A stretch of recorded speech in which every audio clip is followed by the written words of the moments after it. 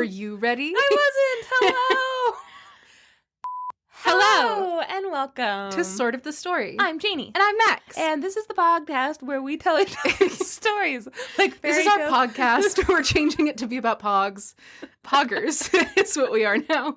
We're podcasters. You guys want to listen. I know it's a hard left, but I really feel like we can segue this folklore podcast into being about pogs. You ever heard of Bitcoin? Okay, now you ever heard of pogs? They're not the Beanie same. Babies. Okay, I never did anything with pogs. Did people trade them?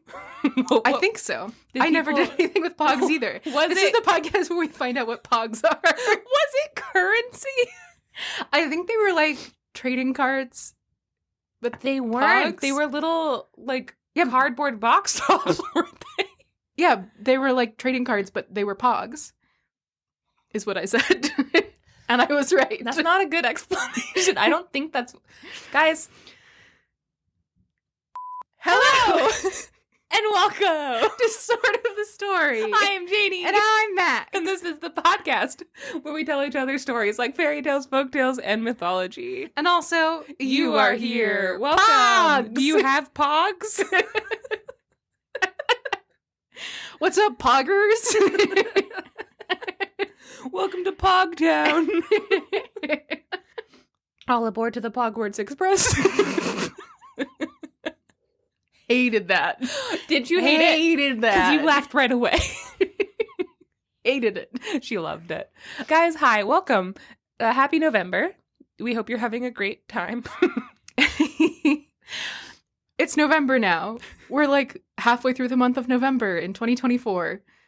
Things are bad. I forgot. I don't want to talk about it. Okay. I was like, why do I feel so weird about this? I feel not prepared, like I didn't script anything. And then I was like, we don't script stuff. Okay, so guys, here's what happened. We are recording this on November 10th. Mm-hmm. And the election news is still pretty fresh for us. And no, we don't feel great. The nice thing about this... Mm-hmm. Mm-hmm. There's no nice thing about this. The nice thing about our specific community is how genuinely kind and funny that our community, that sort of the story has built up around this podcast.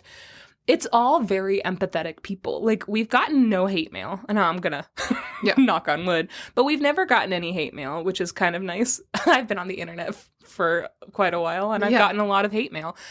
Same. As just like an individual. Yeah. Like before I was doing things on the internet, I was already like, I was just a high schooler getting hate mail. Yeah. And I've gotten a lot of I've gotten some really weird feedback from my internet presence, but this podcast has never, ever been that. We've only ever had sweet, empathetic, nice, helpful people. Even when people have complaints, for the most part, they're like educational. And that is few and far between. Yeah. And I just really appreciate it. But what made me happy with this election is that right after it happened, so many people reached out from other countries. And they were like, I don't know if you've been reading it on I have. our Instagram, because I've been putting them on the stories. But on the Discord, but also on the Instagram, people have been reaching out and saying, hey, this sucks. I'm so sorry. I'm thinking about you. Here's a recipe for a tangerine cake that I made. That's the sweetest way to reach out to anyone. Yeah. And it's just like, but that was like over and over again. So, guys... The election results fucking suck. There's not a whole lot to say about it from our point of view, but you guys are making me really happy. You're kind of the bright spot in all of this for me. Anyways, we don't have to talk about the horrors. Yeah, the horrors are, they persist, yet so do we. Oh, Stories. boy. Okay, so the election happened. We weren't too happy with that, but we are very pleased with our community. What else? Has anything else happened in between then? We had a Halloween party. Oh, yeah. So before the election, we had a Halloween party. It was very fun. Yeah. I forgot to post pictures in the Discord. I'll do that. It was good, though. We had a Halloween party. We invited everyone that we know. Most of them didn't come. It's fine. So it ended up just being like a really small thing. Janey cleaned up our back porch for the first time that it has been clean in like years. Since we moved really in. Nice. Yeah. It was very fun. We got to like actually hang out outside. I cooked a lot of food. Everyone was required to wear costumes. It was very fun. We just had a great time. Yeah. Yeah. It was fun. Just a fun, chill hangout. One of our listeners, Caston, came down to visit for the party, so that was very fun. I disagree with calling Caston a listener. That's fair. Caston doesn't listen to the podcast. He won't listen to this episode, and he can fucking fight me. But he won't know I'm coming. Because he didn't listen to this episode. Guys, we love you. If you want to hang out with us, I mean, maybe not to the extent that Caston has hung out with us now, but maybe to the extent that Caston hung out with us. But if you want to chat with us and get to know us on a more personal level and just be in a really cool community full of like-minded people who are all very empathetic and sweet and kind, join our Discord. Max, tell them how they can join our Discord. You can join the Discord by joining us on Patreon for $3 a month. You get access to the Discord, which is just a place where we hang out with all of our listeners. It's very, very fun. We have a lot of fun little channels in the Discord where you can do different stuff. We have like a pets channel where people post pictures of their pets, and we have a memes channel where people post pictures of memes. Yeah. General chat, pod feedback, and stuff like that, which you can always send us feedback through our email, but we'll see it faster if it's on the Discord. And we can also respond more easily if it's on the Discord. So you can get access to the Discord for $3 a month. That's that tier.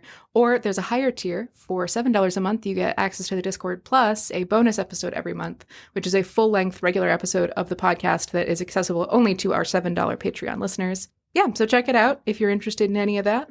Could be fun, could be cool. It's a very fun little time over there. Yeah. Plus, we give you access to all of the book club episodes, and we chat with you about the books. Right now, I'm currently almost done with Apples Dipped in Gold, which is the new Scarlet St. Clair fairy tale retelling book, which, if you guys didn't listen to our episode with Scarlet St. Clair talking about mountains made of glass, it was very fun. God, Apples Made of Gold is fucking killing me. I read half of it in one go, just like in like the bathtub, and I cried like 3 times the first. I was like, oh my God, I'm just crying in the bath over this devastating, beautiful little book. Yeah, it's a whole different vibe than the very fun like romp that Mountains Made of Glass was, and I'm really enjoying it. So I don't know that I would describe Mountains as a romp. You didn't think Mountains was a romp? No. It was so sexy. Mountains was very intense. I thought it was a fucking romp. I thought it was literally she gets teleported into a castle and just sees a dick. Like she just falls, and it's just one of the funniest. It's so fucking funny, and then things just like amp up from there. Anyway, Apples is not that. Apples is a beautiful journey. And I'm having such a good time. It has really funny characters along the way. There's a sassy fox. Aw. Yeah, I'm a big fan. And it's illustrated by our best friend, Lauren Boyle. And God, the illustrations in this one are like next level gorgeous. Hell yeah. Yeah. Hell yeah. So there will be a book club episode for that coming up soon. But if you want access to the other book club episodes prior to Mountains, you can also find that on our Patreon. So check it out. Yeah. We've done our favorite childhood books. We've done Tamlin, which I was the only one who could read it because it took me months and months to get through. So I did all that work for you. That one was a journey. We've done Angela Carter. We did do Angela Carter. That was my favorite one, I think. Yeah. Out of all of them, I think that one was the most focused book club episode. Anyway, so all this to say, you get access to the book club episodes. You get access to any polls we do. Anytime we're like, we're going to do a themed episode, you get to help us vote on those themes. If we ever do surprise live episodes where we film us recording an episode, the Discord is the one. It's open to everybody on the Discord. Whenever we do movie nights, which is few and far between because we're bad at movie nights, it's really hard. It's more of a you get to hang out with us while we desperately try to figure out how to do a movie night. But when we do those, it's the Discord members who are there because we genuinely like you so much that we want to hang out. Yeah. So, and also whenever we ask for questions at the end of our bonus episodes, or when we give like little prompts to put in the episodes, we ask the Discord. Join the Discord is what I'm saying. It is so fun, and it is just a chill hang. It is a chill hang. It's a chill hang. Max. Janey. We're on episode 145. Wow. Yeah. Which means that I'm going first. How do you feel about that? Are you fucking jealous? You know what? I'm gonna kill you and take your spot. You'll have to tell 2 stories. So never mind. 2 of us can't tell stories if one of us is dead. What? That's how that saying goes. What? Okay. Well, with that, guys, dead men tell no tales, I think is the... Yeah, and 2 can't tell the stories if one of them is dead. You can't kill 2 birds with one story, but you can teach a horse to drink. 2 birds can't tell one story. Because birds are stupid and cannot read. So true. Yeah. Wow. Put it on a t-shirt. Okay, so I'm going to go ahead and pause this and then come back and tell you a story. Are you cool with that? I mean, I guess. I wouldn't want to do anything without asking first. Thanks. All right, guys. Thank you. We'll be back in 1 second. Goodbye.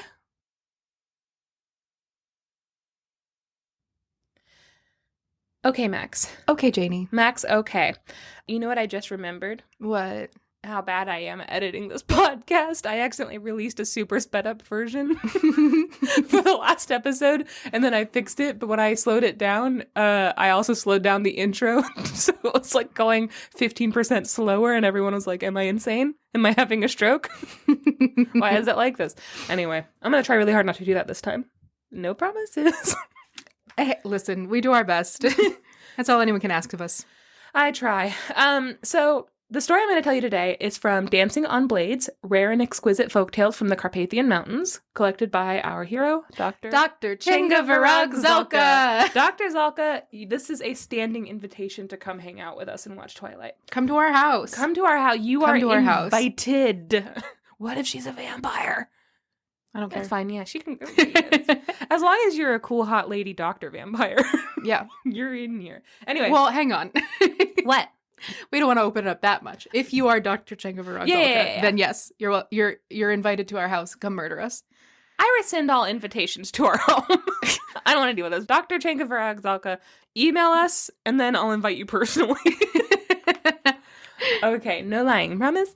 So this is a book of stories written by Palyuk Anna, who was, I'll talk about her in a little bit, not too much, but Dr. Chengavarag found them all and then collected them into this little lovely, fun book that every single story is a banger. I like every one. So the story I'm going to tell you today is called The Devil's Godfather. Okay. Are you surprised that the devil would have a godfather? I feel like he would have a devil father. Nope. It's a godfather. Oh, I guess, well, hey. Well, hey. Lucifer. That's true. All right. Quote, once upon a time, close to the edge of the world, there was a bottomless well. End quote. The next sentence I'm going to read is actually going to contradict what I just said. At the bottom of the well. At the bottom of the well lived an old dragon with his mother. Okay, so I don't know. Okay, I don't know. Unreliable narrator much. Okay, at the bottom of this well lived an old dragon with his mother. Sure. Quote, oh, but he's the top, so it's fine. Not with his mother. Quote, no one has seen them, mind you. Such a stupid joke, Max. No, Janey, they don't fuck each other because they're both tops. And also, they're mother and son. Yeah, also. But, like, I'm just saying there was no implication ever That's that they true. did that. It's a bottomless well. Mm-hmm. Alphas only.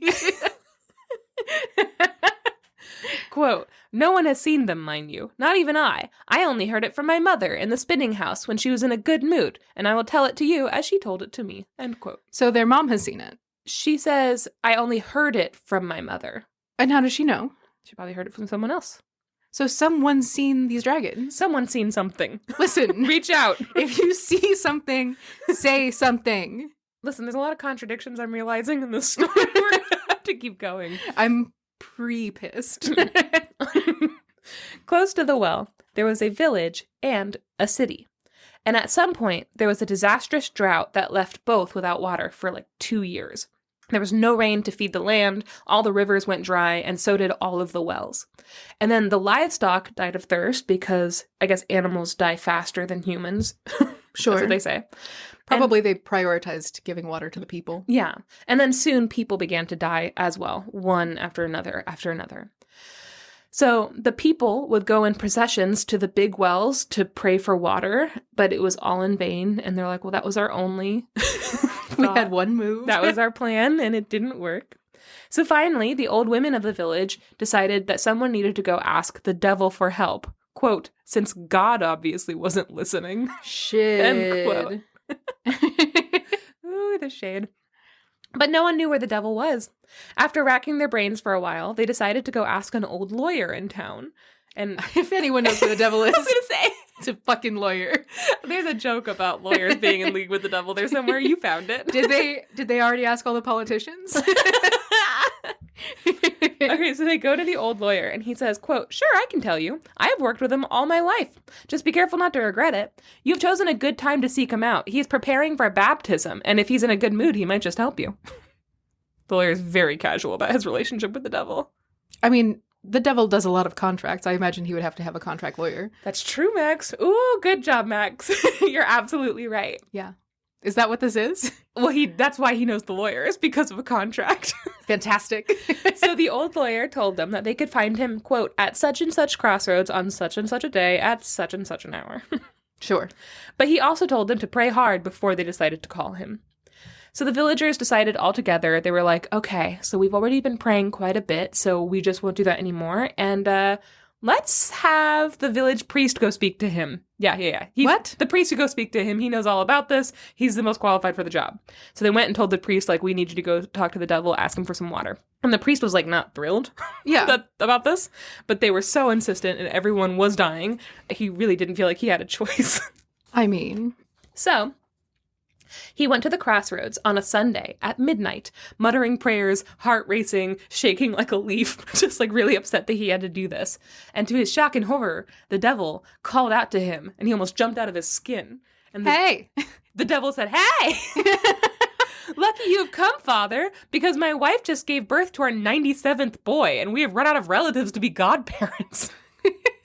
Which is fair. That's a lot of... You got a lot of friends already. Honestly, the devil's got a lot of fucking friends. That's nice. I'm both of my nephews' godmother. We knew no other people who could fill the role. Oh, yeah. And now I'm not Catholic anymore, so...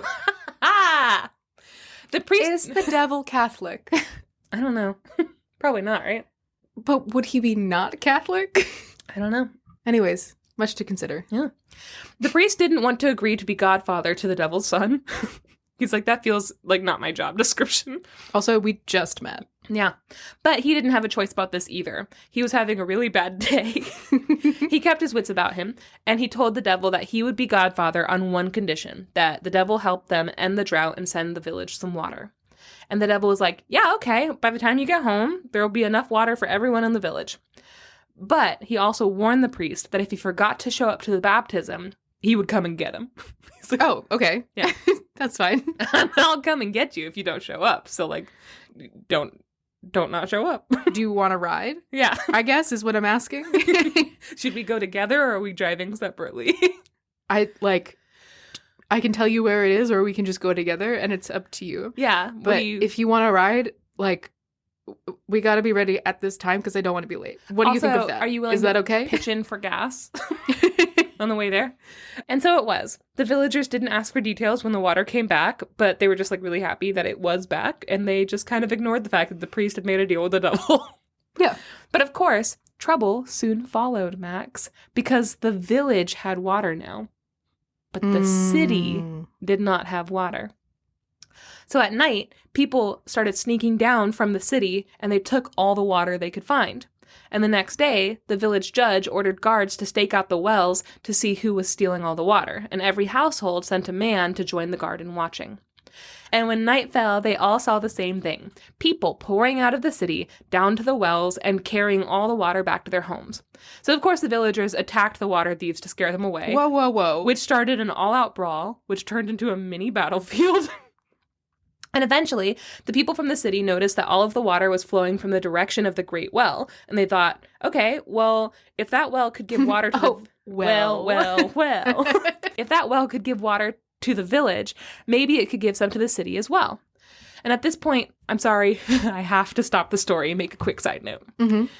This might just be because I'm sore about the state of our own country, but if you have lots of water and there are people literally dying of thirst within walking distance of you, maybe share your goddamn water and go back to the source and figure out how to help them too, you selfish fucking assholes. Did they even check, like, the devil has given them magical water? Did they even check if they had water after the city people? Because it seems like... It seems like you still have fucking water, right? It seems like you're fine and maybe share with them. Maybe help. They are literally dying everywhere, and there's more of a concentration of people dying in the city. Yeah. God, you selfish fucking asshole. So anyway, so so the no, I'm with you. I also had the same thought. I don't think that that's an angry thought. I think that's just a really because sense. it's making me fucking angry. No, I know, but How I mean, it's come like in this fairy tale that we're living, people can't share their goddamn water. Anyway, so the city people went to the old well, and they found the devil's wife with a beautiful bouncing baby in her arms sitting on the edge of that well. Oh, yeah. And the city's judge was like, hey, could we have some water? And she shrugged. She was like, I don't know. I just had a baby. Can you have some water? She says, I know nothing about that. I'm waiting here because it is time for my son's baptism, and my husband has gone to fetch the Godfather. Yeah. He didn't show up. If you wish to talk to him, you can wait with me, I guess. And so they waited for 2 whole days, and the city people got real bored. Mm-hmm. They sent some people back to the city for food, and eventually everyone dispersed except for the city judge, who stayed behind to represent their claims. Quote, neither the devil nor the Godfather appeared until the 3rd evening. You see, the devil had a bit of a hard time convincing the priest to come along. When they finally arrived, the devil was carrying the priest on his back like a sack of flour, a sight which alarmed the city judge. End Fair. quote. I guess I am giving you a ride then. The devil looked at the judge and said, what are you doing here? And then set the priest on his feet. The devil actually seems kind of chill. The devil's being very chill about this. When I was honestly. writing my notes, I originally was like the devil and then dropped him to the ground. And then I read it again and it's like, no, he set him on his feet. He put him down. Yeah, he just put him down after giving him a ride. The judge stammered that he was like, what am I doing here? Oh, that's the actual devil. Okay, I'm just here to wish you all the best for the baptism. I hope it goes well. Proud of you. What a beautiful baby. Do you need a judge for anything? No? I guess I'll leave. And the devil said, quote, you are a good man. You know what? I know the city has no water, so I will send some for you too. On one condition, you have to promise you won't collect taxes this year. End quote. Okay. All right. Huh. Okay. Thoughts on the devil? Huh. Kind of going back and forth on how I feel about the devil in this one. Why? Well, it kind of feels like private industry taking control of public resources and demanding tax breaks as a result of it, which feels pretty bad. So the judge was like, yeah, of course. Because in his mind, he was like, no one can pay taxes anyway because all their crops and cattle have died. So sure, no one can pay taxes. And he was like, and then next year, I guess I can just make it up again. When people start making money, I'll just charge them double until I make all that money back. Yeah.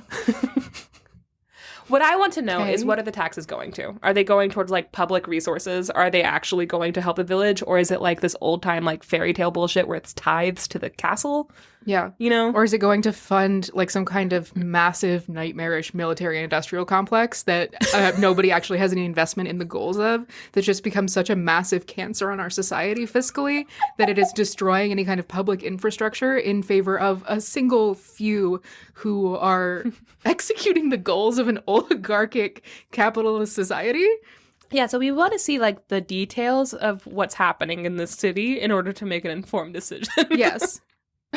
You know, for example, so the judge was like, yeah, no big deal. I won't charge taxes next year. And he and the devil shook on it. Sorry, No, this story's hard to get through in the current circumstances. I'm really proud of that rant, though. It's a pretty good rant. I liked it. I channeled Brennan Lee Mulligan for a minute, and I'm pretty satisfied with the results. Pretty good. The devil, though, insisted, because he was like, okay, yeah, no, I agree. And he reached out his hand to shake, and the devil looked at his hand and was like, now we're going to need a contract. I don't trust politicians. Yeah, he said, I don't trust politicians. He's like, I'm going to need this. I trust lawyers more than politicians. He said, I'm going to need this all in writing. Quote, I have been cheated by many people in my life, and I don't want to be cheated again. End quote. So they called up that old lawyer, Sure. drew up the agreement, and the judge went back to his people to tell them the good news. Once they were alone, the devil turned to the priest and said, Father, I want my son to be named Simon. And the priest was like, okay, yeah, we can call him Simon. And the story says, quote, he would have agreed to any name if the whole ordeal concluded quickly, end quote. But the devil's wife shook her head and said that no, she didn't like the name Simon. She wanted him to be named Mihai. And here's a quick note, because I looked up Mihai. That means he who resembles God. Oh. And I want to know the drama there. Ooh. Uh-oh. The priest, of course, agreed to this immediately as well. He was like, yeah, no, we can call him Mihai, whatever. Sure, beautiful names. But as they were starting to argue, the baby suddenly put his little chubby fist up and said, 1 moment.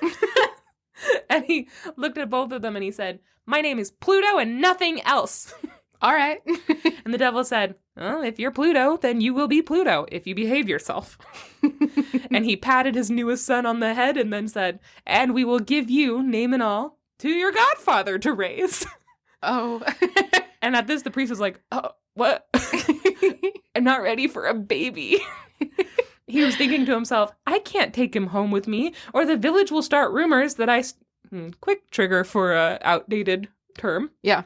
He says, quote, I can't take him home with me, or the village will start rumors that I stole a child from a gypsy woman, or got it some other sordid way. So here's a note. Changa mentions at the end of the story, she does basically what did I change? What did I edit? Mm-hmm. Where did this come from? Here's some tropes that you might recognize. At the end of the story, she says that in traditional Hungarian tales, quote, devils are usually portrayed as dark-skinned, which is why the priest worries someone will mistake his godson for a stolen Roma child. But in the original text of this tale, the devil's wife is also described as dark-skinned yet beautiful. She doesn't usually include this bit when she tells the tale to contemporary audiences, because she's like, that's not necessarily important to a contemporary audience, but it's part of the older traditions, which is why this part was left in the story that Palyuk Anna wrote. Yeah. So just a fun little thing. So as the priest is silently stressing over now having to adopt a human child. Devil. Yeah. So as the priest is now stressing silently over having to adopt this devil baby, Pluto looks at him and says, don't worry about me, Godfather. I can make myself so small I will fit in your pocket. No one will notice me. And then he shrunk to the size of a large apple. And then he hopped into the priest's pocket. Quote, he wiggled occasionally, so the priest had to pat his pocket to keep him calm. This is a dream for me. This is my dream come true. I love a little guy who hangs out in your pocket. You've said that several times. Yeah. Yeah. Yeah. This little guy who hangs out in your pocket. Especially if he's weird. His name is Pluto. He's the devil's son. And if he has the voice of a Victorian orphan. Don't worry about me, my lord. I'll just be here in your pocket, I will. When the priest returned to the village, he saw immediately that something was wrong. People were crying and wailing and running everywhere, tearing their hair out. And the priest was like, whoa, whoa, whoa. So he stopped a man on the street and he's like, what happened? I've only been gone for an hour. And the man said, tragedy, father, tragedy. All the children in the village have suddenly shrunk into the size of an apple. Apparently they were all fine and just as active as ever, but they were so teeny tiny. What were they gonna do? Why is everyone so upset? You can carry your child around in your pocket now. Yeah. This is great, actually.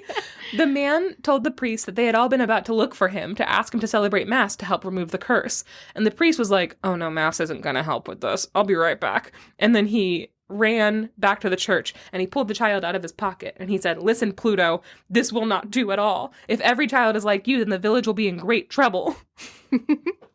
He said, we are already struggling with how little water we have. We don't need to worry about this, too. We don't need to worry about how little babies we have. They're so little. Pluto got really serious suddenly, and he told him, oh, Godfather, I know things could be better, but a lot of bravery is needed for that.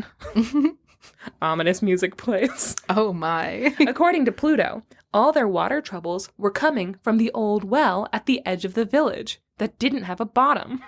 Not a bottom in sight, Max. Just tops. Tops only. Tops. There's a sign on it that says tops only. No one could figure it out.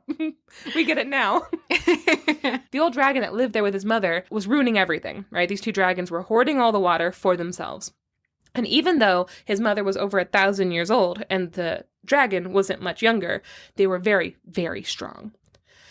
The devil, Pluto's father, served both of those dragons, but he could only coax water out little by little, right? So he was like, yeah, I can get it, but he could only get a little bit at a time, so they're still struggling. Of course, if someone could kill the dragons, there would be water for everyone, but who could kill such powerful dragons? Who could do it, Max? The priest waited for him to continue, and then he said, "Who?" But also, that wasn't the question that he asked. He was like, how do I get the babies to stop being tiny? And he was like, well, to get the water back, someone's going to have to kill those dragons. His classic misdirection, Pluto. Yeah. At the moment that the priest was like, answer the question of who can kill the dragons. At this moment, the doors of the church banged open and, quote, in rolled a very handsome little boy. Aw, a little guy. He was the size of an apple, but like a small apple. Aw. But he was dragging a huge sword behind him. It was so long, it almost reached from one end of the church to the other. And he said, long. And he said, I will kill the dragon and its mother today, if you don't mind. Oh, little guy. The priest, of course, was like, I don't mind. Not at all. I'll send this baby into war. Sure. But he was a little afraid that the dragons would swallow this tiny boy child whole, like a little popcorn shrimp. Mm-hmm. He asked, you have to chew popcorn shrimp. You have to chew popcorn shrimp. You don't look at me and tell me I have to chew popcorn shrimp. You're not the boss of me. He asked the little boy, who are you? And the little boy said, what? I'm your godson. I'm the bell ringer's son. You know who I am. You remember me. He literally says, don't you recognize me? And the priest is like, oh, yeah, of course I do. Pluto, look, it's your godbrother. Is that a thing? The priest is so bad at being a godfather. He's not good at all. There's trouble all the time. He says, he's willing to kill the dragons. What say you, Pluto? Sending these tiny babies. And Pluto's like, I think that's great. And I'll go too. And he's like, and then when the water bursts from the well, I'll drink it all. And the priest is like, what? What? Why? Pluto, no. And he says, don't worry. When the dragons are all dead, there will be rain and it'll fill all the wells again. So let's go. And the priest nodded to Pluto. And at that moment, the boy began to grow as tall as the church tower. But not just him. All the babies! The bell ringer's son grew too. And so did all the other children in the village. Pluto and his new brother walked from the village together. Quote, the rest of the children stayed, laughing happily as they chased terrified cows or crying as they got their fingers stuck in chimneys. Oh my god. The priest... Why? The priest watched them all causing mass destruction and thought, oh my god, what am I gonna do? What am I gonna do? Will the children be like this forever? I wish Pluto's father were here. He'd know what to do. And as soon as he thought these words, quote, the devil appeared in a puff of sulfur from behind one of the painted saints. So in this, devils can go into church. But they can also have baptism, so like... Yeah. The devil was like, hey, I can see that you care for my son, which, like, I don't think he does. And he's like, and I also can see that you want to help him be a good man. So, like, thanks for that. What's wrong? What do you need my help with? And the priest was like, we're in a lot of trouble and only you can help. And the devil stepped closer to hear, and the priest stepped back, feeling suddenly very uneasy. Quote, he began to back away and reached for the incense burner to smoke him out. But just then, the devil caught him by the shoulders and shook him and said, what is it? And the priest said, I only want the dragons dead so we can have water. Don't hurt me. And the devil replied, that's all? My son can do that for you, but if he can't, I'll take you with me. So the priest interpreted this as a threat. Sure. That he was going to be dragged down to hell if Pluto doesn't succeed. I feel like this is more of a, hey, don't worry, I'll take you away from the chaos if my son fails. Like, yeah, we'll get out of here, go to someplace that has water. Yeah, but like, I don't know. I wasn't there, so yeah. I don't know. I guess I have to trust the priest's interpretation, but he seems to be biased against the devil, and I think the devil seems chill. Yeah, the devil doesn't seem like he's doing anything. No, in this one, he actually kind of seems helpful. Yeah. He's making pretty up-and-up deals. Mm-hmm. Meanwhile, Pluto and his godbrother were in a terrible fight with the dragons. When the dragons realized they were fighting worthy opponents, they began spewing water from the well. It was so much water that it would have flooded the entire world, but Pluto was thirsty. So he started to drink it all down. While he was drinking all this water, his brother chopped off the dragon's heads, one after another. When the last head rolled to the ground, the water stopped. Pluto and his brother dragged the bodies out of the well and burned them. They found a dragon egg at the bottom of the well, and they crushed it under their feet, thereby ending dragons forever, making them go extinct. Oh. Yeah, little eco-terrorists. On the one hand, good. no more dragons, Mm-hmm. which was the problem. And it would have been really dumb if you had like left it there. But on the other hand, Not great. no more dragons. Why? Maybe raise that one to love you. Yeah. I don't know. Yeah.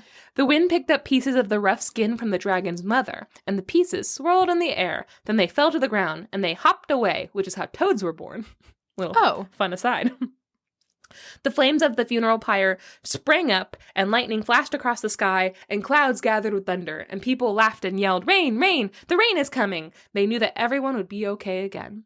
They were all so busy celebrating that no one noticed when the bell ringer's son dropped dead. What? Quote, he had been struck by the evil eye of the dragons and died from it. What? Pluto and his godfather told the villagers what had happened, explaining the apple-sized children, quote, the invasion of giants, which isn't what happened, the drought, and the dragons. The bell ringer's son received a hero's funeral, and his stories were told for generations. The priest kept his sword safe in the church as a memento for all that had happened. And eventually, the villagers learned that it hadn't just been one child, but two who had saved them, and the one that had survived was the son of the devil. Okay. But honestly, they knew the full story, and they didn't really care that much about who his father was. They really liked this kid. Quote, this is how the story ends. Pluto still lives with the priest, in his pocket, small as an apple. Sometimes he wiggles, and the priest pats his pocket to calm him down. He made a good godfather. If you ever need one, make sure to look him up. End quote. Don't look him up. Look him up. So I want to know, Pluto went back to being an apple-sized child, but like... What about all the other kids? Is this just a town full of apple-sized children, or did he unhook himself from the other children? Why was he doing that in the first place? Like... The priest didn't want to... The priest was ashamed of him. Which actually... No, I know. But like, why was he connected to all the other children in the first place? I don't know. To what end? I don't know. Okay, so here's some notes. This is from Dancing on Blades, Rare and Exquisite Folktales from the Carpathian Mountains, collected and translated by Dr. Chengavarag Zalka. These are stories written down by one woman, Palyuk Anna, who was born in Ukraine around 1858 and died at around 1951. Back then, though, the borders and the names of the countries and all that stuff changed quite a bit, so these are mostly like Hungarian folktales that she's telling. For a more in-depth explanation of the book and another story from the same book, listen to episode 24, Queen Beanface, parentheses, the dragon maybe explodes, where I tell the story of the maiden with the red gold hair, also from this book. It's kind of fun. Kind of fun. About the devil in Hungarian folklore. Max, this is just for you. Great, thank you. In Hungarian folklore, the devil is known as Ordog. Do you want to tell them? Yes. My cat, Pepper. When we first adopted her, we found her behind a Sonic, like the fast food place. Yeah, the downstairs. So, yeah. So for a little while, her name on her like vet paperwork when we first brought her in, when we like got her off the streets, brought her into the vet to make sure that she wasn't dying and that she like was so sick and gross. All of her vet paperwork said Sonic Rabadoo. That's my last name because I'm the one that took her into the vet because I didn't have work. Yes. And then I was able to take her in the next time, so they changed it to Sonic Rabadoo Higgins. She was like, hey, can you change the last name to Higgins? And they're like, sure. So they hyphenated it. So I think that makes us married. I think that makes us married. Yeah, so now it's Sonic Rabadoo Higgins. Sonic Rabadoo Higgins. And then we were like, we got to give her a different name than Sonic because it was too on the nose. She has the loudest and most annoying screech in the entire world. Yeah. Calling her Sonic would have been... It was the placeholder because we didn't know if we were going to keep her. Yeah. So it was like, just... That'll be just the placeholder name. So we were looking at names for her. And again, she is the worst behaved cat on the planet. She is really just a menace. I love her so much. She's awful. And so we were like, we should name her after like a devil. But like Lucifer feels a little like overdone for cats, I'll say. Yeah. If your cat's name is Lucifer, then that is totally fine. But yeah, I feel like there doesn't need to be another cat named Lucifer. That's the name of the cat from Cinderella. I always thought it was funny. Yeah. But I was like, there are a lot of devils, so why don't we, I was like, maybe like Beelzebub or something like that. So we looked at Wikipedia for a list of devils, and one of the devils listed is Ordog, and I was like, it would be hilarious to name this cat Ordog, because then we could be like, this is our cat, Ordog. You decide. Anyway, that made us laugh for a very long time. Yeah, so, and then we settled on the name Pepper, and then I lengthened it to Peppercorn, so her full legal Christian name is Peppercorn Ordog Sonic Rabadoo Higgins. Yeah. Pretty good. Yeah. Okay, so Ordog is a demonic shape-shifting creature that controls evil and dark forces. Much like Pepper. After Christianity was introduced to Hungary, Ordog was associated with the devil, but wasn't before that because they didn't know what the Christian devil was. In this oral tradition, the devil is not always evil, and it's not always just one guy. According to Changa, there are many types, such as little devils called Kiss or Dog. Aw! Kiss our dog! Kiss our dog! And old devils called Oreg or Dog. A lot of times, young devils are seen as very mischievous, but they can also be really helpful to heroes on their journey. Like this little guy. This little Kiss or Dog. Another note she made was that the devil's request to put the agreement into writing is in reference to a very common Hungarian literary trope. It's called Cheating the Devil, and it has its own volume in the Hungarian Folklore Index. So getting things in writing is a really smart idea on the devil's part. He's like, listen, I'm not going to be tricked again. We're calling my lawyer. We're setting up a contract, and we are going to sign this officially. Good. Yeah. Note that he didn't make that contract with the priest, though. Yeah. But also then the priest didn't show up to the baptism, so maybe he was like, fool me once. Well, also he was dealing with a politician about taxes. So Yeah. I feel like he's like, I can't go in there and force him to not collect taxes, but I can go and carry this guy out of his home. Yeah. Yeah. So true. Anyway. Direct action. That's the Devil's Godfather. That was fun. Mm-hmm. I really like the idea of a little apple child. Yeah. Little apple baby. Yeah, I in imagine your him really pocket. round. Yeah, me too. It's like a hefty little apple baby.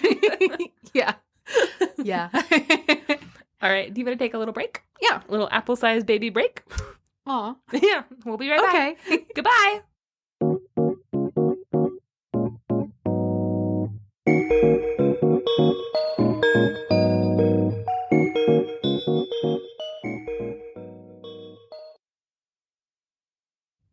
Okay, Janey. Okay, Max. The story that I have for you today, which in my notes, we've been recording episodes in a weird way a little bit, like kind of out of order, so I just had it written down as episode, The Old Hag's Garden. Oh, okay. This story is from Caterina the Wise and Other Wondrous Sicilian Folk and Fairy Tales, which is originally by Giuseppe Pitre, edited and translated by Jack Zipes, another favorite. A couple of classics in this episode. Mm-hmm. Jack Zipes is a folklorist and translator, and a lot of his work focuses on sort of revolutionaryism in folklore, as well as feminism and the way that Jewish people are depicted in folklore, and just a bunch of really cool stuff. He does a bunch of... We're bringing out the heroes today. Mm-hmm. I love reading his thoughts on any kind of story because he really is like a very talented analyst of folktales in a really unique way. And I really respect and appreciate his opinions on a lot of these folktales and everything. Caterina the Wise is also just a very fun collection of stories. We've actually told different versions of a lot of the stories in here. This is no exception. Okay. You will very quickly... You might already know from the title alone what story this is reminiscent of. Okay. But it's a classic, and I wanted to share it because it's a weird one. Is it Rapunzel? Yeah. Okay. This is a variation on ATU Type 310, which is the Maiden in the Tower, the same Arns Thompson Uther type as Rapunzel or Personette, which is the, I think, French version of Rapunzel. There once was a cabbage garden. There was also a famine. Hold on. Two things.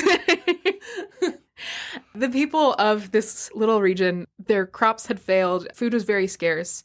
But there was this one pristine little cabbage garden that was sort of set aside. And there were two women who lived close to the cabbage garden. One of them was pregnant. Mm-hmm. And they were each other's neighbors. They were talking one day and they were like, it sucks that we don't have any food. And there's all those cabbages right there. And they were like, yeah, it would be crazy if if we took them. Wouldn't that be crazy? And I was like, yeah, that would be so crazy. And we probably couldn't even get away with it. Probably. Someone would probably catch us, right? And they were like, yeah, if someone's there to catch us, then yeah, we would probably be caught. But go knock on the door. Maybe, just if nobody catches us though, then that would we could probably get some cabbages. You can go knock on the door and ask. No, Janey. They really jumped so quickly to steal the cabbages. Janey, are you ride or die or not? I feel like we don't need to go that Girl hard. talk. We don't need to go ride or die Just girly yet. things. Go ask. No, that would be crazy. I don't know. They want those cabbages. Yeah, there's a way to do it that doesn't involve sneaking over a fence. God forbid. Hi, can I have a cabbage, please? And then if they say no, it's like, great. Well, keep looking this way because my friend is climbing your fence. You know what? God forbid women go after what they want, Janey. I just think there's a step they're forgetting. But they're just talking. Mhm. Just girls, just talking about like, just like what if though? Like, what if they just like snuck in and stole some of those delicious, really good cabbages? I don't like cabbage. It just makes this story really hard for me because they're like, oh God, just look at those cabbages. They're so This is actually- flavors. So if you want to quickly update it, just to be a little bit more relatable, this is actually a garden full of chicken sandwiches, Popeye's chicken sandwiches. It's a It's a Popeye spicy chicken sandwich garden. I've never had a Popeye's spicy chicken sandwich. I love a Doesn't good it spicy sound chicken good, sandwich though? Yeah. Yeah. It's a field of those biscuits that they have at Hardee's. They're really buttery ones. Oh my god, you've never had Oh my God, Red Lobster like cheddar rolls. bay baked biscuits. Yeah. I love those. Have you ever been to Church's Chicken where Mm-mm. they have the honey biscuits? Ooh. They're so flaky and salty and honey and everything about them is delicious. Mm. Woo, I'm hungry. Hungry. So for those of us who aren't weird and don't like cabbage, we can picture maybe some delicious buns. Yeah, think about a couple of delicious buns. Just a garden full of buns. So they're both just like gently drooling at the idea of these cabbages buns. These delicious buns. It's actually a garden that's just growing Tom Hardy's ass. Woo! Hey. Yeah. Drooling over those delicious buns. Janey, I really want us to watch the Venom movies. Okay. I liked the first one. I haven't watched the rest of them, but I like the first one a lot. Let's do a Venom movie marathon. Yeah, I'm into that. I love that they have leaned into it being a love story between Tom Hardy and Venom. Oh, yeah, that's perfect. Mhm. Let's do a Venom night where we only eat things that remind us of the Venom. The Venom? The Venom. What's the Venom? Anything like black and stringy. Ew, so I guess just licorice. You would hate that. I wouldn't like, I don't want to do this Venom night Just anymore. Boil some spinach. Yeah, do some like goop. Why do you want to eat goop so bad? Let's have a goop night. Yeah. Guys, you want to do a goop night with us? We want to watch Venom. Eat some goop. Yeah. We're having a community goop kitchen. It's actually a community goop garden. The goop just grows out of the ground in bowls. Doesn't so much grow as it does Ooze. ooze. Anyways. Why were we talking about that? Regardless. I don't know why we were talking about that. Unrelated. Do you want to stop recording and go get some Popeyes? Kind of. Okay, sorry. Go ahead. She's in the chicken garden. So the two of them are just talking and they're like, what if? Wouldn't that be so crazy? And then the not pregnant one is like, yeah, but like, what if there's someone there to catch us? Like hypothetically, what if someone was there and they were like watching to make sure nobody steals the cabbages and like, then they would catch us. Yeah. And the one who's pregnant is like, well, I'll go see if there's anybody there to catch us, hypothetically, if we were to do this. And then we'll know and it'll be fine. Mm-hmm. So she goes and she looks and nobody's there. So she goes back and the two of them sneak into this cabbage patch and they steal 2 large batches of cabbages. Wow. Just a lot of whatever a batch of cabbages is, 2 of that's them. way more than just a head of cabbage. Yeah, that's how gotta much be- cabbage can you eat in one day? Yeah. Well, this is enough to last them a good long while, so that's good. Okay. So they take 2 batches of cabbages and they go back home and they eat the cabbage at their house. Mm-hmm. Like rabbits. Yeah. Literally the next day, they go go back. No. And they do the same thing again. What the hell? The first one goes and looks to see if there's anyone watching over the garden. There isn't. So they go in and they steal 2 more batches of cabbages. How many cabbages can you eat in a day? Also, I know they're farting. Don't try to tell us you're not farting. I know they are. Listen, you fucking thieves. They are sneaking through the garden and they are just crop dusting the whole thing. I guess that'd be the place to do it. I guess it would. They go back home and they eat 2 more entire batches of cabbages. Somehow. What's wrong with these women? Grow your own cabbages. Grow your own cabbages. Yeah. Like, what are they doing? Are they just eating them raw? The idea of biting into a raw cabbage right now isn't unappealing. Doesn't that sound like it would kind of feel good? No. Especially not the sound that you just made.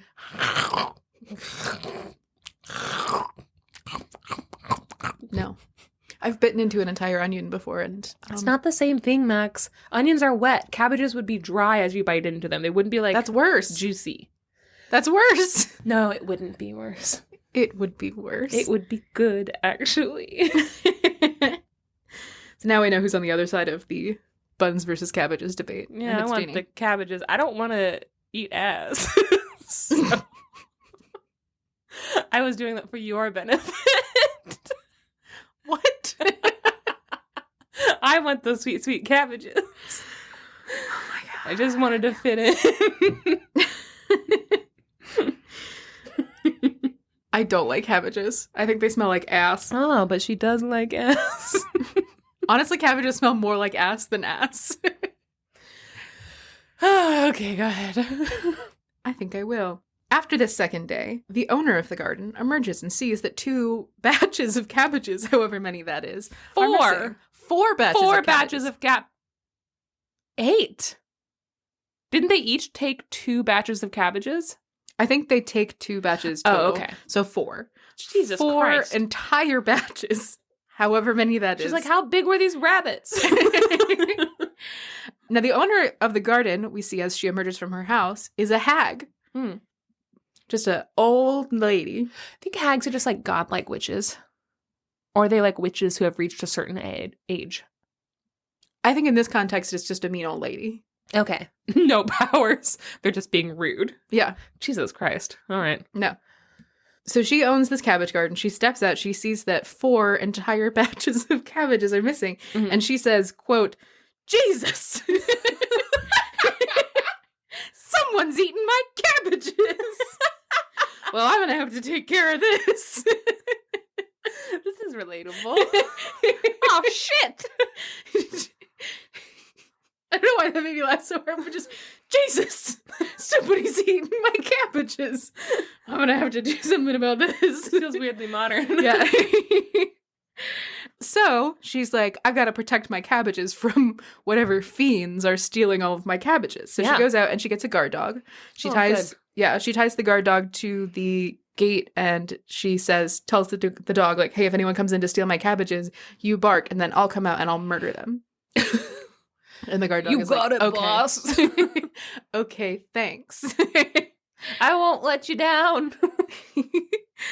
The next day, the 2 women return and they see the guard dog and they're like, oh no, we're going to have to stop stealing all of those cabbages because there's a guard dog now. Just kidding. Oh no. We're going to take some of the money that we apparently have and we'll go into town to the market and we'll buy some bread and we'll give the bread to the dog and then the dog won't bark at us. Wait, eat the bread. Do you think they sold the cabbages and that's what they were doing? Maybe. I think that makes more sense than them It eating makes some 2 sense. batches of cabbages.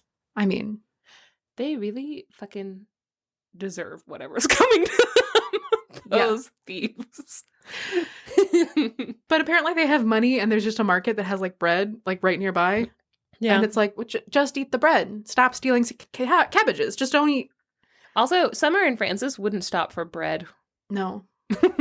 No, they would not stop for bread. Mm-mm. So they get some dry bread and they come back, they feed it to the guard dog, and then they sneak into the garden and they steal 2 more batches of cabbages, and then they leave. And after they leave, the dog finishes his bread, classic dog treat, bread, and starts barking, and the hag comes out and sees that yet more of her cabbages are missing. I let you down, boss. And she is like, you're a terrible guard dog. You did a bad job. And then she lets him off of his leash and is like, get out of here. At least she didn't kill him. Yeah. And then she gets a guard cat.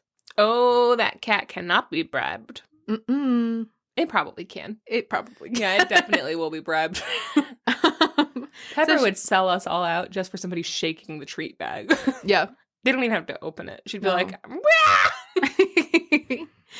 she would personally physically kill me. yeah, she would strangle you with her little paws. Yeah, to lick an empty tuna can. Yeah, just to be able to look into the water bowl. That's her favorite activity, guys. It is. She likes looking into the water bowl for hours at a time. She loves gazing into her orb. She knows how we're all going to die. It's at her hands. Yeah. For tuna. Yeah. For the memory of tuna. For tuna. So the hag gets a guard cat. She ties the cat to the fence and is like, okay, if someone comes in to try and steal more of my cabbages, you meow, and then I'll come out and I'll murder them. Mm-hmm. And the cat's like, you got it, boss. I won't let you down. The two women return, and they see that there's a guard cat now. So they go into the market and they buy some fish, and they bring the fish back and they bribe the cat. The dog would have also liked fish. The dog would have also liked fish. He would have liked also fish better eat the than bread. fish. Yeah, that's true.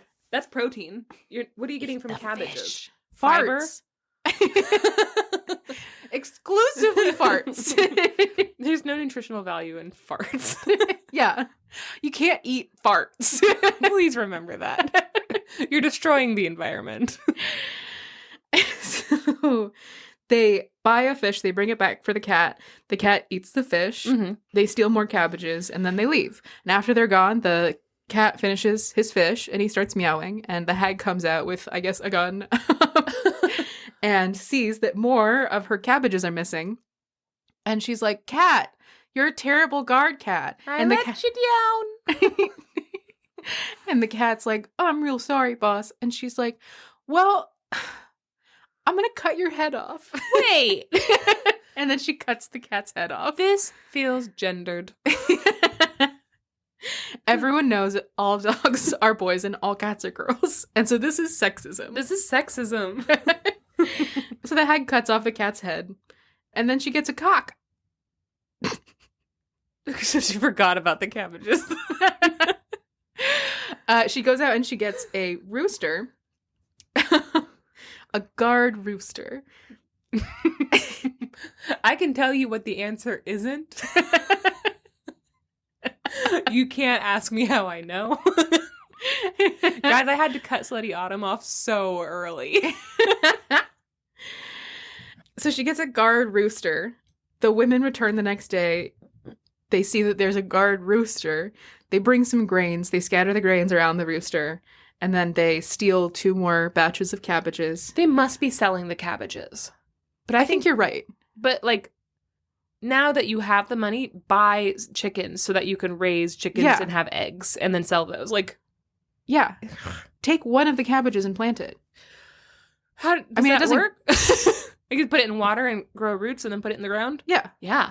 I mean, it'll take until, like, next year before you're able to do anything with it. But, like, until then, any you can, kind like, of longevity. invest now. Yeah. Yeah. Anyways. They're stupid and the baby's going to be stupid, too. You know, that's hereditary. So the women scatter grains around the rooster, sneak in, steal 2 more batches of cabbages, and leave. After the rooster finishes eating all the grains, it crows, and the hag comes out with 2 guns, sees that her cabbages are missing, and she's like, you stupid cock! And then, yeah. Yeah. Yeah. And then she wrings the cock's neck and turns him into a stew. She puts, or a spicy chicken sandwich from Popeye. Sure. She wrings the cock's neck and turns him into a spicy chicken sandwich from Popeyes. She's a visionary. She invents Popeye. She invents Popeye. Guys, this is where Popeyes came from. So, I'm so hungry now. Yeah. Yeah. I might make a spicy chicken. Do we have chicken? We don't. I just started defrosting some chicken thighs in the fridge. Can I want one? I'm going to turn it into a spicy chicken sandwich from Popeyes. From Popeyes? Yeah. You're going to bring the chicken to Popeyes and say, please make me a spicy chicken sandwich. Into the fryer, Garcon. So the hag now has lost all faith that she had in guard animals. And she's like, I guess I'm going to have to fucking do it myself. Mm-hmm. So she asks a farmer who lives nearby to dig a hole, a her-sized hole, in her garden on the path. Mm-hmm. And he does. And then she gets down in the hole and she lays on her side and she's like, all right, now fill it in. And he's like, bury me. This is for sex. I'm into this. I like this, actually. So the farmer buries her back in again. The only part of her that is above the ground is one of her ears sticks up out of the ground. Oh. Mm-hmm. I'm not sure whether it's on purpose or not. The story doesn't make it clear. Either she does it on purpose so she can hear if anybody comes in to steal her cabbages, or it's an accident and she just has really big ears. She got an ear to the ground. Yep. You think that's where that phrase comes from? Probably. Okay. Sure. Does it matter? Does anything matter? I was surprised that it was her ear and not her nose sticking up out of the ground. There is a variant where it's her nose. Yeah. Yeah, that's like the classic witch symbolism that I remember. Mm-hmm. But it's her ear. The two women return, and they go to steal yet more cabbages. Greedy bitches. And they fill their skirts with 2 more batches of cabbages. And as they are leaving, the pregnant one looks down and sees a delicious mushroom. No. Oh, like a wood ear. Yeah, like a wood ear. And she's like, oh, I have to have that delicious mushroom.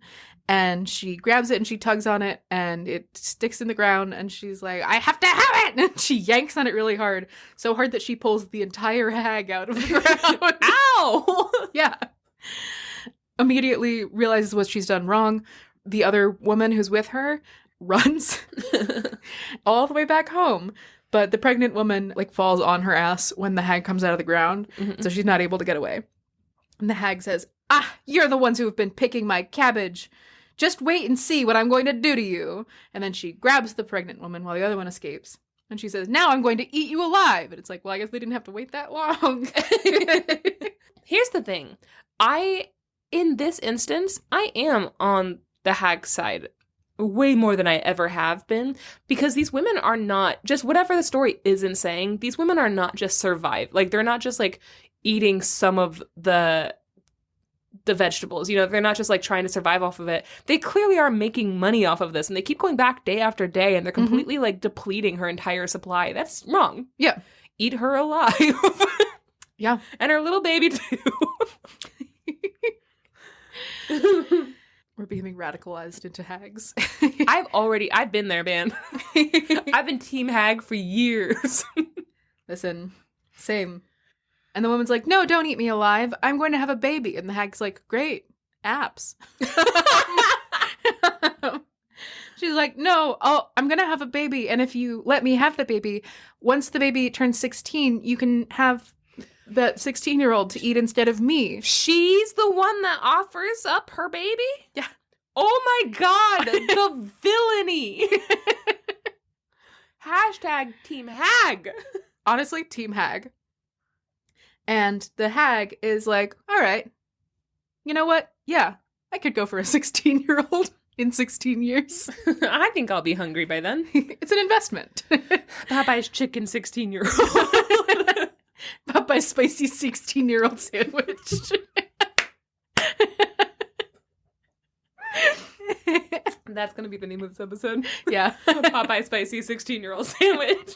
And everyone's going to be like, that's an old sandwich. Not, that's a young girl. Yeah, it's both. It's got layers. Nicely aged. Like a cabbage. I guess a cabbage does have layers. It's nice. Yeah. So the hag is like, all right, I'll take that deal. Take all the cabbages that you want, but in 16 years, remember your promise and send your child back to me. Mm-hmm. So the woman gathers up a skirt full of cabbages and leaves. Again, really am on the hag side. Yes. I didn't want to say it before you said it, but really, really am. And also, she didn't have to let her get away with more cabbages. She was like, no, but you're like... But she's, at this point now, it's an investment for her. She's Yeah. like, no, now you need to be well-fed and taken care of so that baby is plump. You gotta plump that kid. Please make that kid so plump. take some cabbages for, the plumpening.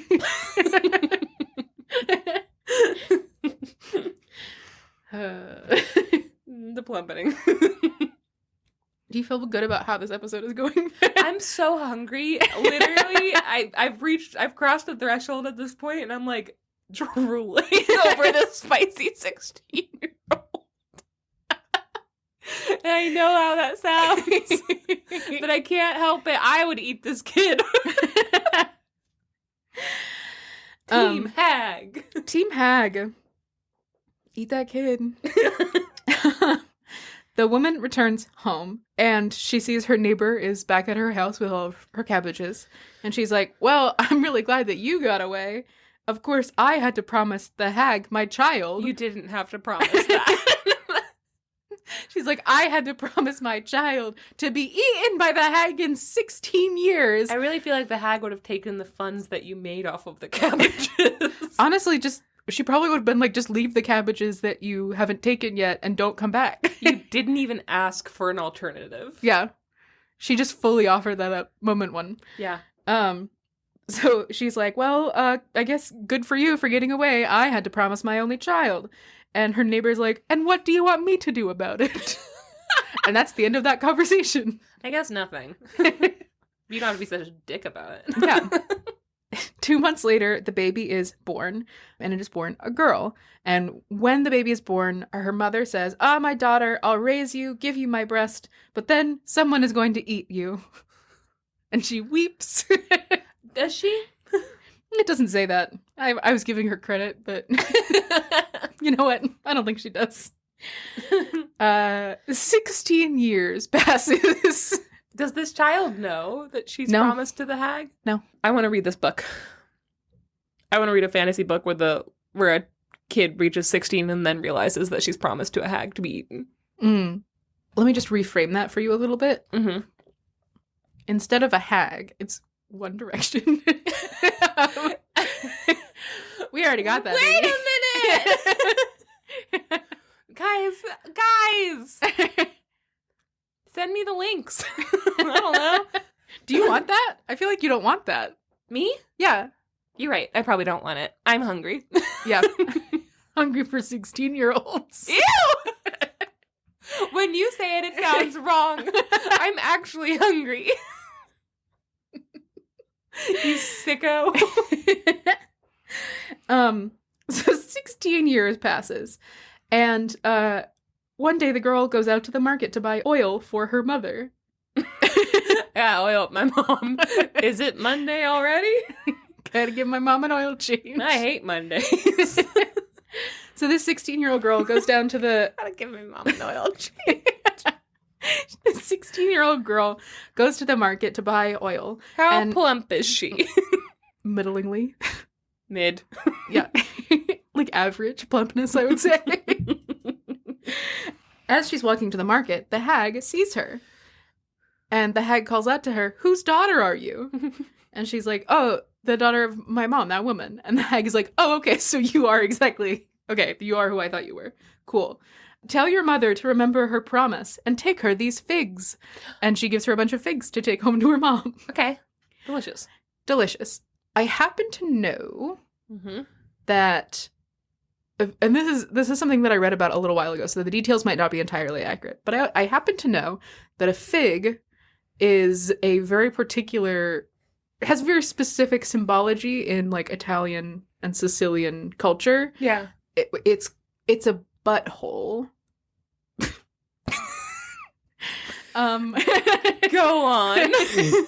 So the fig is like, oh, I don't like I don't give a fig is like, oh, I don't give a rat's ass kind of. The fig is like a butthole vagina thing. That people are like, "What's up?" And there's like a hand gesture that goes along with it. But it can be like, it's at once kind of offensive, but also no, it's you make a fist with a thumb in between your middle and ring finger. I was doing the circle with one hand and then finger through it like you're fucking, but like, it's a butthole in this instance. Sure, yeah. I don't like that you clenched up the fist. Yeah, no, I made it more of a butthole. My parents listen to this podcast. I don't know what I'm gonna cut. So. Maybe the whole thing. This episode honestly might only be an hour long. Who knows? Who's to say? So it's sometimes like a gesture of like fuck you, is the fig or the figa. It's also though kind of a symbol of like good luck, where there's a specific like sort of a tradition of like giving women jewelry that is a necklace with like a hand making the figa gesture on it for like good luck, and usually it's made out of somebody lied to those women. Yeah. That seems like a lie. So it's like a complicated thing, figs. But one of the things that they represent are, hey, fuck you. Yeah. And so she's like, hey, take your mom these fucking figs. Tell her they came from me, that old bitch that she promised shit to. Remind her of her promise. The mom gets it and she's like, is she asking for my ass? Your ass is grass, motherfucker, says the hag. The hag. Quote. Quote, the hag. Quaff the hag. Your ass is grass, motherfucker. Quoth the hag is pretty great. Band name. Band name. Mm-hmm. So the hag gives her all of these figs. And again, like, that's not something that's mentioned in the story. That's just something that I have a little bit of an understanding of from, like, various other cultural research that I've done in other places. So look that up before you, I guess, make that hand gesture to anybody. But the hag gives This is the letter N in sign language. Thoughts? Wow. Really makes you think. So true.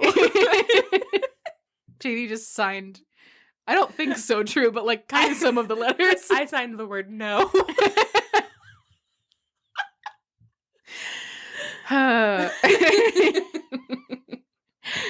So this girl takes the figs home to her mom and she's like, hey, this old lady gave me these figs and said to bring them to you and tell you to remember your promise. And her mother is like, oh, my promise. Why did I ever make that promise? Oh, I regret it. I've regretted it every day. And her daughter's like, what was the promise? And she's like, don't worry about it. If you see that old woman, tell her, say to the old woman, she's still too young. From me. Tell her I said that. The girl's like, this really feels like it might be about me, but okay. But okay. The next day, the maiden goes once again to the market to, in the story, get more oil for her mom. Oily does her mom have to be? How much oil does your mom need? A lot. Because she invented Popeye. It's fry oil!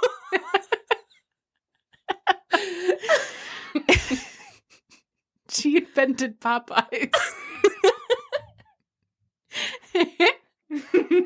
So she goes back to get more oil for her mom. Her oily mom. Her mom, who is an entrepreneur. And on the way, she sees the hag again. The hag is like, hey, what'd your mom say? What's up? And she said, my mom said to tell you she's still too young. And the hag's like, oh, okay, interesting, great.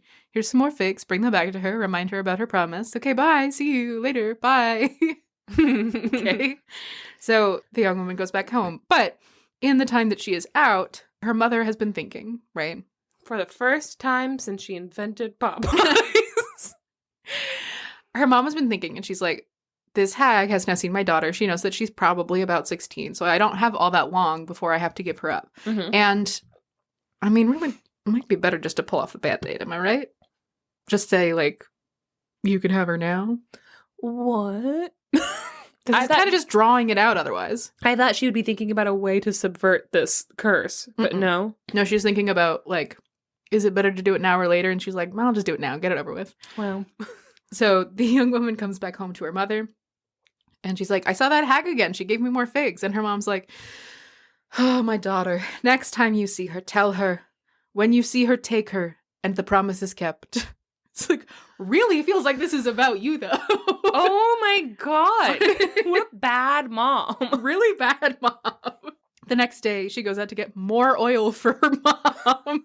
It's not for her mom. It's for the customers. They got to have their spicy 16-year-old sandwiches. She sees the hag once again, and the hag's like, oh, so did you talk to your mom? Did she say anything different? And the young woman is like, she said to say, when you see her, take her? Do I need to be worried? And the hag's like, don't worry about it. But, you should come with me. Come with Grandmama. We're going back to my house. I'll give you many things. And she's your neighbor. But also, I love the idea of her being like, don't worry about it. Also, get in the bag. So she tells the young woman to go back to her house with her. She's like, come, Grandma will give you gifts. Okay, you put an S at the end of it. I like the sound of that. Multiple gifts. All right. So the young woman goes with the hag back to her house. They get to the hag's house, and the hag puts the young woman in a closet. And she's like, just go ahead and eat everything you find in there. She's like, great, old boots. She's part termite. She's gnawing on some beams. You hear her and they're like, oh my God, is this a wire hanger? Score! It sounded like a weird grinder. Meanwhile, the hag is like, I actually don't think I want this kid. She's filled with wire hangers and old beams. What the fuck? So the hag closes her in this closet and tells her to eat all the food she can find. Some time passes, and then presumably like days, weeks, unclear.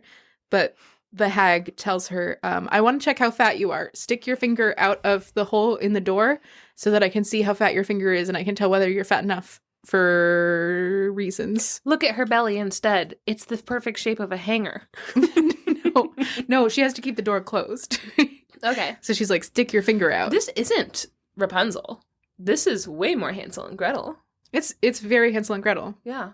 And the young woman has been very clever, and she, I guess, foresaw that this would happen, and she caught a rat and cut off its tail, and so she sticks the rat tail out of the Well, because there's hole. no way she was going to stop gnawing on those beams. Yeah. I feel like she definitely ate the rat. Like, I feel like, is that crazy that I made that leap? But, like... Yeah, that's insane. I feel like she, like... There's no way she had the foresight to be like, just in case she asks to see my finger. Like, it's wild that the story didn't say this was a pantry. I think it's supposed to be a pantry, but like the term that they use is closet. That's wild. Yeah. Jack Zipes, I feel like, would have, as an adept translator, I feel like if he could have, he would have used the word pantry to help us fill in the gaps. Him using the word closet really does conjure the image of her like chewing on old boots. Maybe. Chewing on old rats. But there's a rat in that closet. There's a rat in that closet. Come out, rat. Be proud. Listen, this podcast supports gay rats. The sound of the grinder was actually just the notifications all along. Whoo! So she sticks the rat tail out of the little hole, and Grandmama is like, ooh, you are skin and bones. You have to eat more. Eat more for Grandmama. This has not set up that the hag is blind. No. Do you think she put a little press-on nail at the end? I hope so. Rat tail. I really hope so. So the hag waits a little bit longer, and after more time has passed, she says, come out so I can see you, which was I guess was an option. Max peered at me from behind her microphone, like craned her neck to like stare at me. Hey, can you come over here really quickly? What the fuck is happening in this story? Such intense eyes. Max, I don't know. You're the one telling the story. I know. So the hag says, come out so I can see you. The young woman comes out, and the hag says, you've become nice and fat. Me when I go home for Christmas and see my parents. Okay, it depends. When I go to see my parents, it's like, oh, okay. Well, you look like that now. When I go see my Filipino relatives, no matter what size I am, they're like, you're so skinny. Oh my God. There's no way that you can even survive. How are you standing? Eat more lumpia. It's the fucking best. They talk shit about you from behind your back. Yeah. They're like, she's so skinny, isn't she? And they get away from you and they're like, oh my God, I've never seen somebody so horrible. But to your face, woo, you feel good. Yeah, I'm fine with that. Yeah. Yeah. Yeah. Aw. I miss my Filipino relatives. But the young woman comes out and she says, you've become nice and fat. Let's go knead some bread. Okay. All right. I need it. And Need that bread. You know what? Rise and grind, Grandmama. Way ahead of you, Grandmama. I've been needing that bread. And the young woman says, yes, I know how to knead bread. She didn't ask. This story. So they go and they knead the bread and prepare it for to be put in an oven. Yeah. So that there can be bread as a side, I would assume, for so that she can make a spicy 16-year-old sandwich. That's the bun. That's the buns. Yeah. She's making those buns. She's making those buns for that spicy 16-year-old sandwich from Popeyes. And once they're finished kneading the bread, the hag tells the girl to go and light the oven, which the girl does. And then the hag tells her to put the bread in the oven. And the young woman says, I don't know how. My expertise really stops at kneading bread. And then lighting the oven, but putting it in the oven? Come on. What am I, a doctor? With these skinny hands, I'll break my nails. My beautiful press-on nails. She has 10 rat tails glued to the end of her fingers. And there's little press-on nails. And she's like, I couldn't possibly. With my long wiggly fingers flopping around. No chance. There are press-on nails flying off every time she flicks her wrist. Which she's doing constantly. Oh my god, she can't fucking stop. Dink. So the hag tells her to put the bread in the oven, and the young woman's like, I don't know how. And the hag's like, okay, weird, but I guess I can do that part. So the hag prepares to put the bread in the oven, and the hag's like, okay, I can do the putting it in the oven part. I just need you to pick up the iron slab that closes the oven, which I'm having a hard time picturing what that looks like, but it's something that I guess she can't put bread in the oven, but she can lift an iron slab. I guess. It's just the door to the oven. I guess. And the young woman is like, oh, I wish I could, but I don't have the strength. She wiggles all these rat tail fingers. She wiggles her fingers at her again. Nails everywhere. Ding, ding, ding. And the hag's like, all right, I guess I have to do everything myself. So she prepares to put the bread in the oven, and she also moves the iron slab herself to close the oven. And as soon as she is leaned over picking up the slab, the girl pushes the hag into the oven, and then she uses the slab, which she could lift, to close the door. With the hag inside. Presumably there is screaming and the smell of melting flesh. And baked bread. And bread. And bread. And bread. And you know we need that bread. Cabbage farts. That's embarrassing. And so the young woman throws the hag into the oven, cooks her alive, and she says, well, now there's nothing to do here, so I'll go find out where my mother is. She walks out of the hag's house. A neighbor sees her and says, you're alive! And the girl says, yeah, I'm alive. Can you go get my mom? The neighbor goes and gets her mom, brings her mom back to the hag's house. The mom comes and is like, my dear, you're alive. What happened? And her daughter's like, oh, I threw her in the oven. She's dead. Mom, we should talk. Nope. That doesn't happen. And then the two of them move into the hag's house together. What? And they lived happily ever after. Huh? Or rather, they remain happy and content while we still don't have a cent. Okay. What? Okay, a lot of questions. Yeah. No dad. No dad. Okay, progressive as hell. I'm into it. Who needs them? Not I. They move into the house of a known cannibal? I feel like I wouldn't do that. Huh. What about her business? Popeyes? Yeah. I guess it's bad to live where you work. Yeah. They turned their old house into the Popeyes. So that was a perfect mashup of Rapunzel and Hansel and Gretel. I like it's basically like half and half, I would say. Yeah. But it gets rid of Hansel, who really is the weak link in that story. It's just Gretel. Kind of. Gretel's the smart one that gets them out of things, and Hansel literally just gets them into things. Instead, they just had a mom who was bad. Yeah. She was a villain. And there's no reckoning at the end or anything like that? No, there should be. I feel like she's going to deal with that in therapy when she's 24, you know? Yeah, I feel like in a lot of story, I mean, I know that we are more aware of and a little bit harder on a lot of parents in these stories than the contemporary audiences would have been. I feel like this, though, it feels like at no point in history would someone have been like, and that mom did exactly and only what she had to do. Like, the way that this is phrased, it really seems like you can't think that the mom is the good guy or even like an innocent participant in the story. Well, because they're stealing. Yeah. I mean, from moment one, you're on the side of the hag. Yeah. Stealing is fine if it's to like If it's just for survival. feed your family. If they literally were, if this witch was like, nobody can have this, I'm going to just use this to taunt you while you starve to death, then yeah, go steal that, you know, like. But they didn't ask, and also they're taking way more than they need. They should have asked. She might have said no, or she might have said, I will give you this in exchange for your child. That's a classic fairy tale thing, and that does make it does make a villain, you know? Mm-hmm. This one was really like, go fuck that mom. That mom can go fuck herself. Yeah. Don't go fuck that mom. Don't. She's not interested. She's a businesswoman. She don't need no man. Popeyes. She made Popeyes. Yeah, this story really...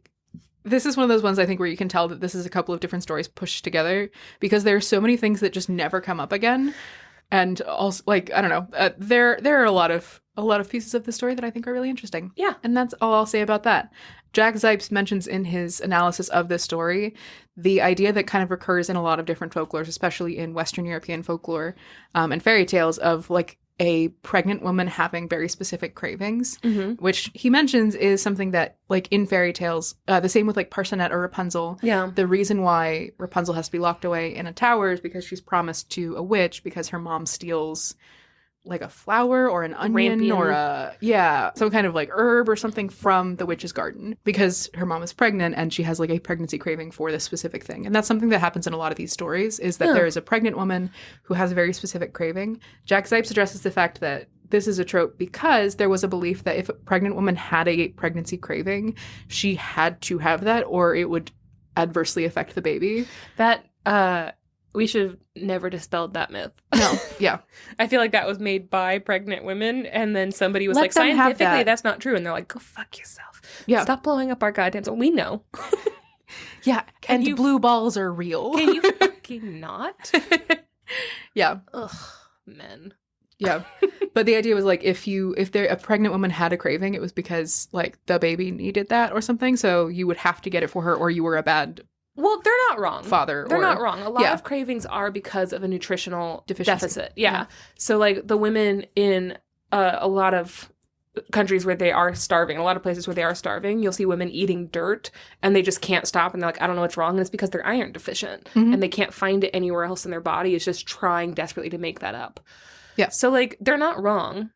This was not that. The woman wasn't like, I'm having a craving for that cabbage. She literally was like, there's food over there. Let's steal it and sell it, which I know wasn't said in the story, but is heavily implied. Yeah, I feel like that's the only way to interpret it. Yeah. Which I hadn't thought of, but I Moment agree. one, she's the villain. Yeah. Just interesting. Yeah. And then giving up. Fuck that mom. Fuck that mom. Every step she made was horrible. Yeah. She fully just offered her kid up. I do kind of love her daughter. Yeah. Just like kind of unbothered. Yeah. She was just a weird feral creature eating rats in a closet. Okay, but also she has to contend with the fact that she was kidnapped for like essentially weeks. She was shoved in a closet. She had to get herself out. Nobody came looking for her. Yeah. And then she and her mom just don't have a reckoning at the end. The fact that the neighbor walked by and was like, oh my God, you're alive. They all knew. They all knew that this girl had been promised to a cannibal. Why did they let that cannibal keep living there? That's a really good question. Because we never see her use magic powers. No. Okay. Well, Max, good story. Thank you. I had a lot of fun. Good bad story. Good bad story. Guys, if you would like to hang out with us, please join our Discord and let us know what you thought of these stories. Also, rate and review this podcast, okay?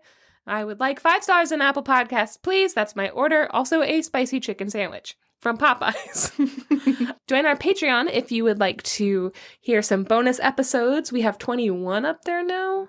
Soon to be 22. So that's fun. We got some options for you there. And then join our Instagram if you would like to see some photos. Our TikTok. Every once in a while we have some videos and sound bites, which are very fun. Yeah, got a lot of stuff. Go to our website, sortofthestory.com. email us at sortofthestory@gmail.com and text us at the link below. And just, you know what, give us your favorite little recipes for when you are feeling blue. And we'll post them if you would let us. Yeah. Yeah. And have a wonderful rest of your week. Goodbye, guys. Bye, guys. I had a very lazy day yesterday. It was very nice. I watched like 75% of Van Helsing, and then I went to bed. Van Helsing is such a weird movie. We watched The Ugly Truth. We did watch The Ugly Truth. What'd you think of The Ugly Truth? I still haven't decided. Do you want to give listeners a brief synopsis of what that movie is? The Ugly Truth it's a movie with Gerard Butler and Katherine Heigl, and she is a successful news producer and like all around talented woman who has like a maybe not a super healthy relationship with romance and her expectations of partners. And then Gerard Butler is a shock jock radio guy whose entire show is about how women are bad and how their only value is giving blowjobs and having a nice ass. Yeah. And then they fall in love somehow. And who's the most likable character in the movie? Unfortunately, it's Gerard Butler. I literally don't know how they did it. And the more I think about it, it feels like there's like a part of my brain that just does not want to confront that movie.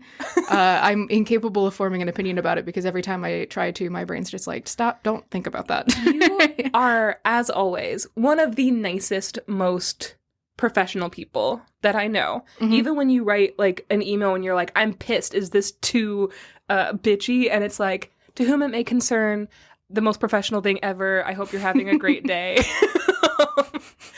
I'll explain this gently one more time. Like, if you have any questions, please, here's my home phone number. Don't hesitate. Like, you're like, is it too bitchy because I didn't put a comma here? And I'm like, Max, you're the only one who understands that a comma was supposed to go there.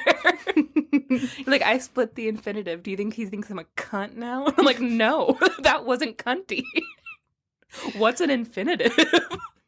So, what I'm saying, you are a sweet, professional, beautiful human being.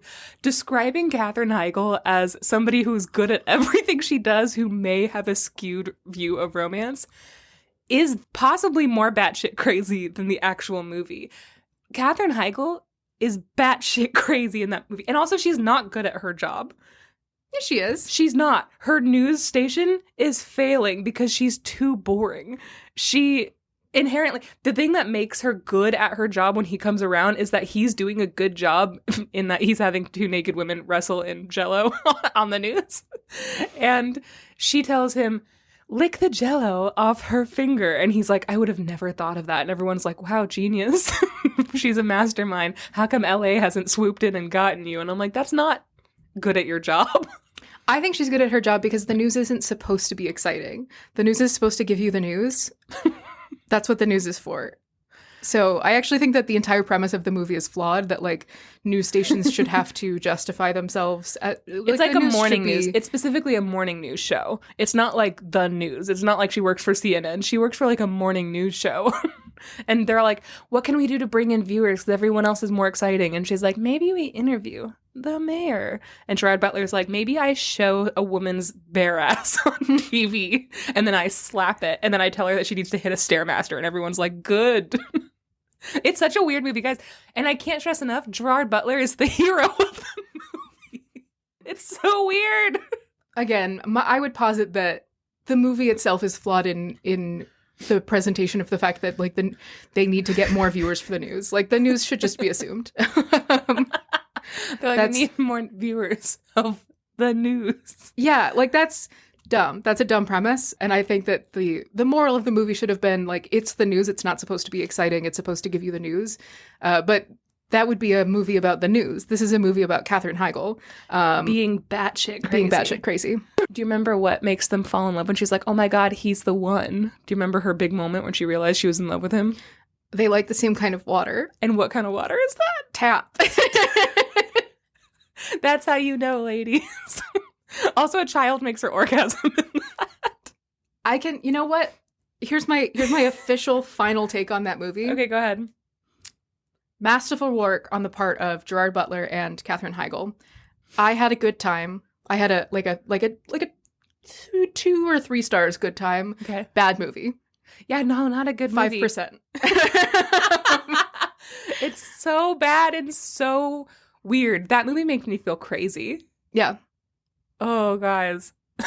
I watched the movie Natural Born Killers when I was in college, and like the cinematography in that movie is such that, and also I didn't have a good time with that movie, but I still made myself watch the whole thing like alone anyways, because I was like, this could be fun, maybe it'll get better, and it didn't. But it also took me like 4 tries to watch that movie, so it kind of felt like I had been watching that movie forever. Yeah. But after I watched it, like the cinematography in it is so weird and stylized that it makes you feel crazy. Mm-hmm. Like it makes you feel like a psychopath. Yeah. And so I was like in my room like, I'm crazy now. Like just trying to go to bed and like having this like weird like mind altering experience with a movie, which again, don't like that movie very much. But it's like very well done. Yeah. And The Ugly Truth kind of did the same thing where I'm like, I don't know if I can trust my opinions about things anymore. I think I need to reassess what I think of things. Yeah.